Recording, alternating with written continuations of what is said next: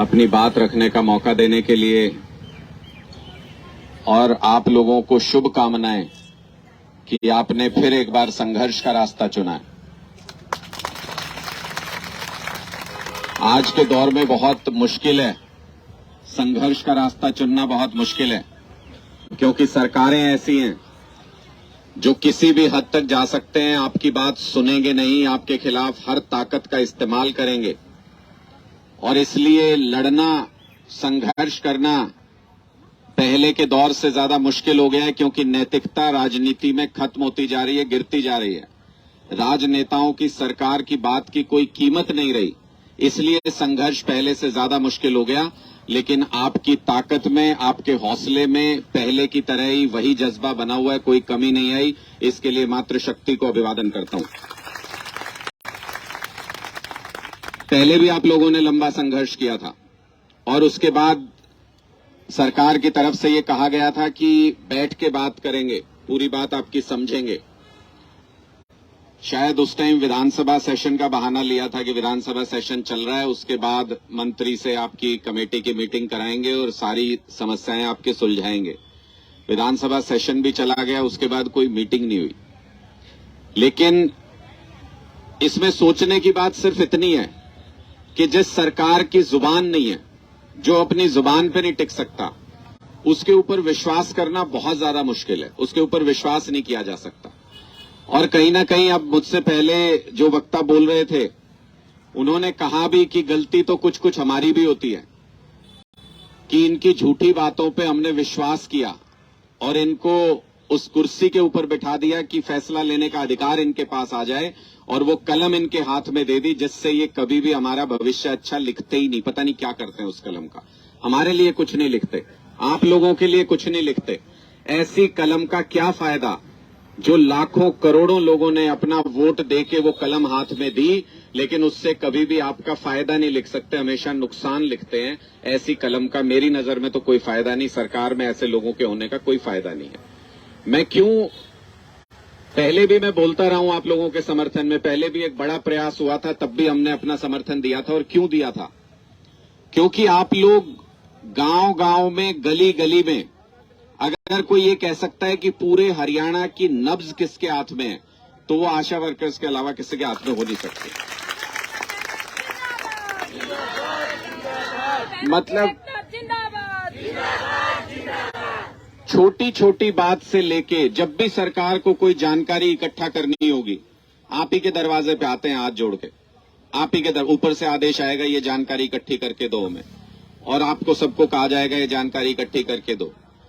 मैं आप लोगों की, एक सुप्रीडेंट हैं, वैसे तो सरकार का आदेश मानते हैं ऊपर के कर्मचारी, लेकिन एक सुप्रीडेंट है जो मन से बड़ा हिमायती है आपकी, और उनसे मैं कुछ दिन पहले चर्चा कर रहा था, तो वो कह रहे थे कि अब गांव गांव में प्ले स्कूल खुलना शुरू हो गए स्कूलों में, और आंगनवाड़ियों को ऊपर से अधिकारी बार बार कह रहे हैं कि जहां पे स्ट्रेंथ कम है उनको मर्ज करना शुरू कर दो, इकट्ठे करना शुरू कर दो। गांव में 5 हैं तो 2 कर दो, 3 कर दो बच्चों की संख्या, ताकि वहां पे ठीक रहे। पहले प्ले स्कूल खोला ताकि बच्चे वहां पे जाने लगे, वो बच्चे आंगनवाड़ी में कम हो जाएंगे तो फिर बोलेंगे कि बच्चे नहीं आते, इनको बंद करना पड़ेगा, जैसे सरकारी स्कूलों को बंद करने की योजना बनाते हैं। ये पूरी साजिश इस बात को लेके है कि धीरे धीरे धीरे धीरे आप लोगों की संख्या को कम किया जा सके, आप लोगों की ताकत को कम किया जा सके, आप लोगों की जरूरत को कम किया जा सके, जो कि मेरी नजर में अपने पैर पे कुल्हाड़ी मारने के बराबर है। ऐसी जो वर्क फोर्स है, जैसी कि आशा वर्कर्स की होती है, ऐसी वर्क फोर्स सरकार को और कहीं मिल नहीं सकती, जो कि गांव गांव में लोगों के बीच में पहुंचे हुए हों।